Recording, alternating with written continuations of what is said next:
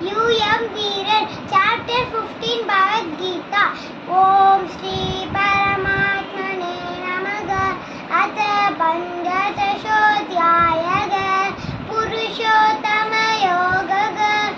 Shri Bhagavan Urdhva Moolamudashakam Ashvattam Prahuravyayam Chandamsi Yasya Parnani Yastam Veda Savedaviti Atha Shotram Prastutasa Shaka Guna Pravritta Vishaya Prabhala Adashtamulanyanu Sandatani Karmanu Andini Manushya Loke Narupamasya Tatopalapyate Nandorachanana Sambhatishta Ashvattamelam Subirudamulam Asankashastrena Dridena Chitva Tatah Padam Tat Parimaritavyam Yasmin Gatanan Nivatanti Bhuyaha Tameva Chatyam Bhusham Prabhate Yatah Parade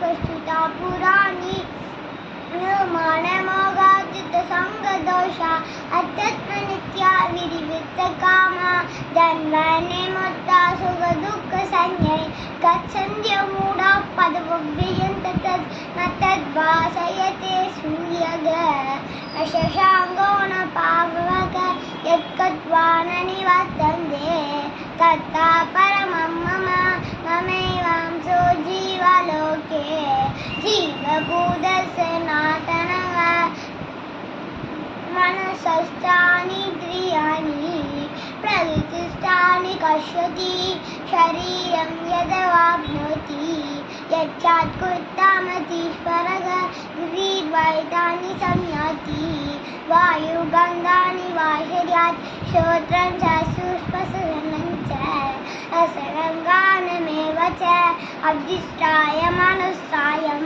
Vishayanupasevate Ukka Vandam Sribam Vaki Mundane Panu Anvitam Vimudananu Pashyanti Jnana Chakshushaga